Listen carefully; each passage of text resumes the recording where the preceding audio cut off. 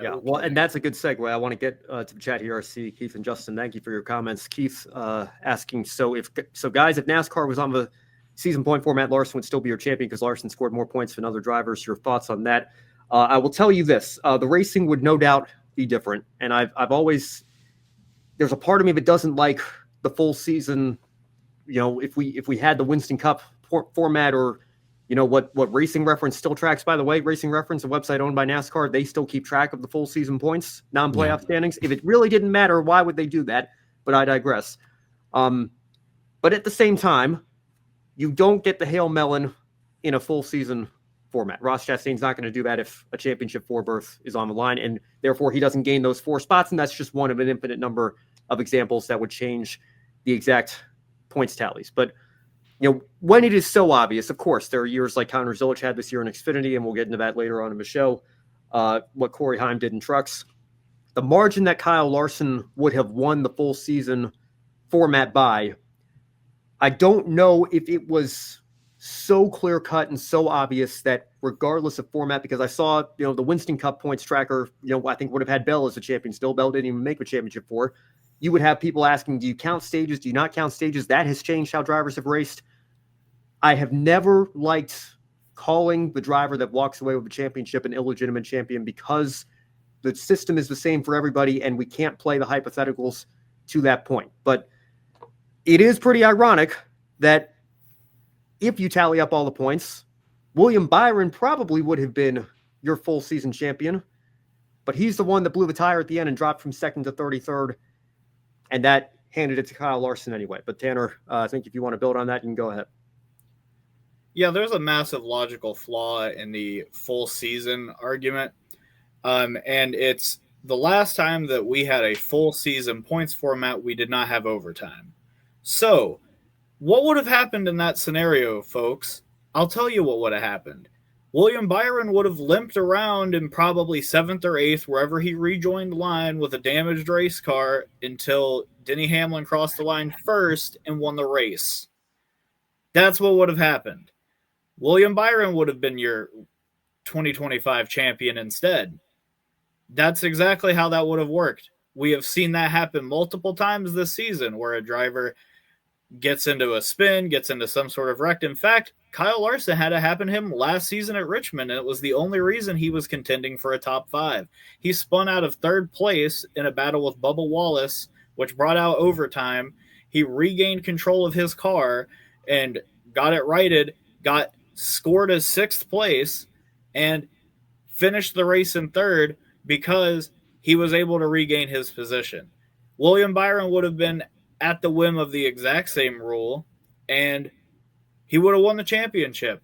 So actually, I don't even think that argument holds any weight, because again, if we're, you know, completely transplanting this back to 2003, that's what would have happened. William Byron would have won. Period. Justin adding here, playoffs have made the coverage of the sport exponentially worse because they don't have to come up with an interesting storyline, because there's a manufactured one, and that is tired and contrived. Yes, and I know Jordan Bianchi brought this up on the teardown yesterday, and yeah, I respect Jordan. I don't think I've ever formally met him. I've shared the media center with him at Sonoma. He was there with the Athletic this year. It's been Jeff Gluck the last couple of years before that, but respect the work that he's done. He's broken some big stories over the years, and respect what he's accomplished in this sport. But I could not disagree with him more. And quite frankly, I don't know who this, you know, journalist who's been around forever that supposedly told him that, oh, it was awful back in the day, and you know there were no storylines. If that's the attitude that you have, then quite frankly, I just think you're not doing your job well enough. I don't think that's a valid excuse. I think when you look at the entire grid and the entire garage area. And I can certainly tell you, as somebody that writes for Brock Beard and LastCar.info, even the guys on Start and Park budgets at the back of the field, the open cars, Garage 66, for example, BJ McLeod and the Live Fast Motorsports of the world, those guys have stories that are just as worth telling as Kyle Larson and Denny Hamlin, Hendrick Motorsports, and Joe Gibbs. And if you are struggling with a minimum of 36 drivers every week to come up with something to talk about as a journalist in this sport, then that's on you. And that's true, I think, regardless of whatever championship format that we are using. There are a number of extremely qualified very determined journalists in the NASCAR and motorsports sphere that would love to have a job talking about a 36 race playoff format for the New York Times. Stop whining. Yep. Not to be blunt, but like I can't say I disagree. I hate when people say stuff like that. Like, you're just coasting on being lazy is what that sounds like to me. You're hoping that the France family and their infinite machinations of their mind are going to populate a good story for you. You can't just write one. Come on, dude. Have better imagination. Like, get better. Like, I wrote a fantastic article about Matt Kenseth's 2003 season 22 years after the fact. And that's not me trying to toot my own horn, but like, that was a fascinating study for me to do, to see what Matt Kenseth changed about what he did in 2002 to become a champion in 2003. Like, it was a great little, show of consistency is what should propel you to excellence in motorsport, not just randomly popping off for 5 wins or something like that.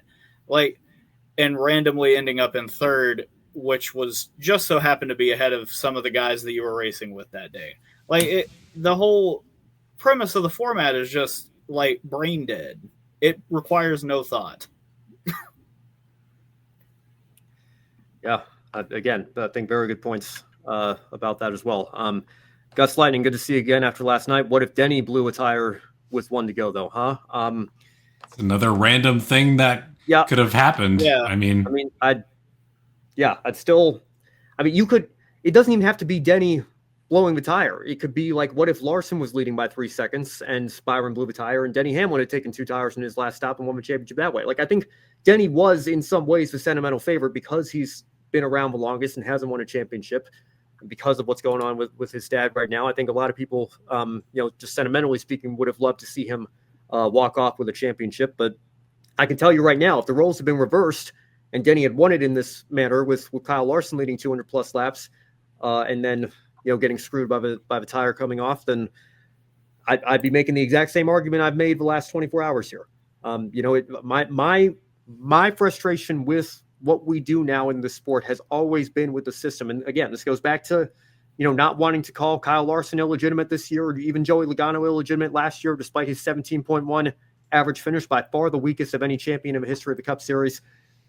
They play the system to their advantage. More power to them. It's a system issue that I have with the elimination playoff format. It is not an issue or a bias with any 1 or 2 or 4 particular drivers.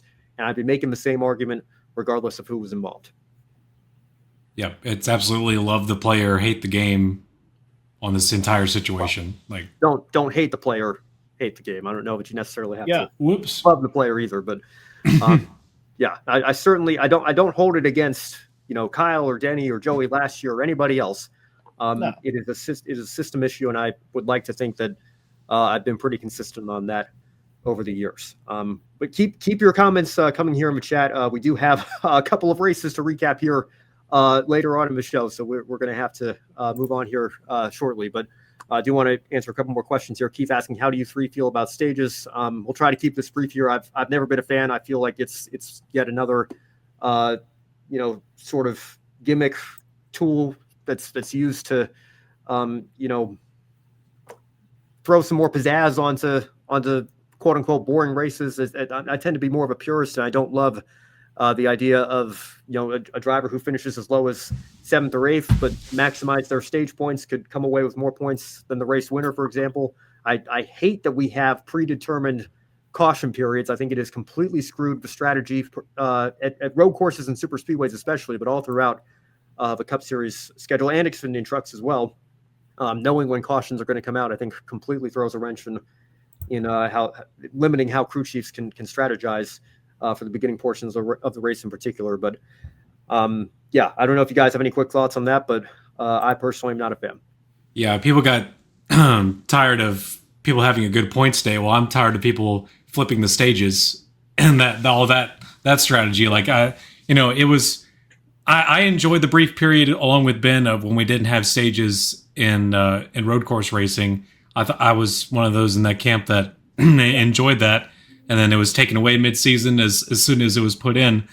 But and here's the thing, like on that note, Kelly Crandall just broke the story this weekend. The NASCAR is going to expand the eligibility for Cup drivers next year. They're going to be able to run up to 10 what will be O'Reilly Series races and Craftsman Truck Series races next year. And when you see a Cup driver go into Xfinity and trucks, they only have to worry about going for the win, right? They don't have to worry about stage points. So the series regulars are even more put in a box there, because maybe there's somebody, especially if it's close to the playoffs, they do have to worry about stage points. So you say, well, maybe we should stay out and gain some stage points, even though it's going to cost us as soon as we go back to green.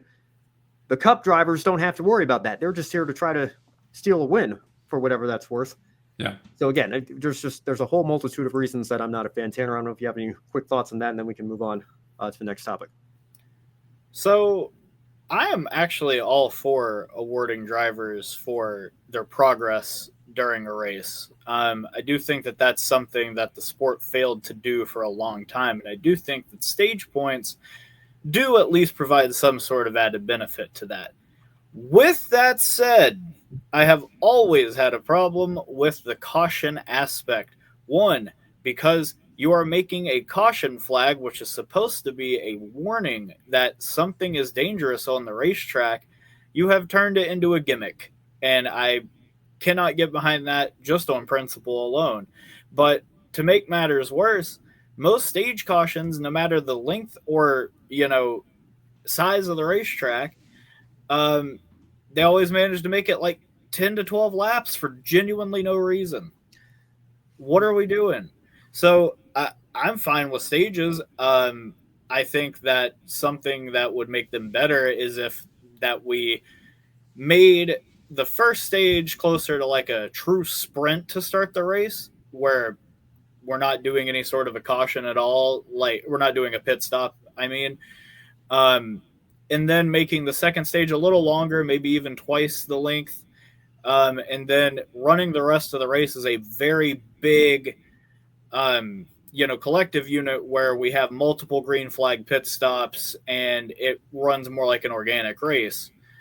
But that's just too much to ask of NASCAR, because they think 30-30-40, or what will now be known as 3-3-4 in probably a week's time.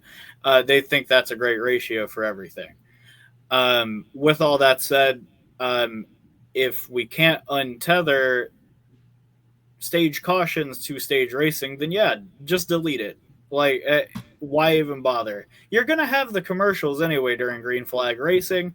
Don't pull the wool over our eyes. Just go to commercial. Like, we'll be fine. If you miss something, can take come it. back. Like, yeah, come on. So yeah, that's my screed about stage racing. I don't think it's all bad, but the way they currently do it is very stupid.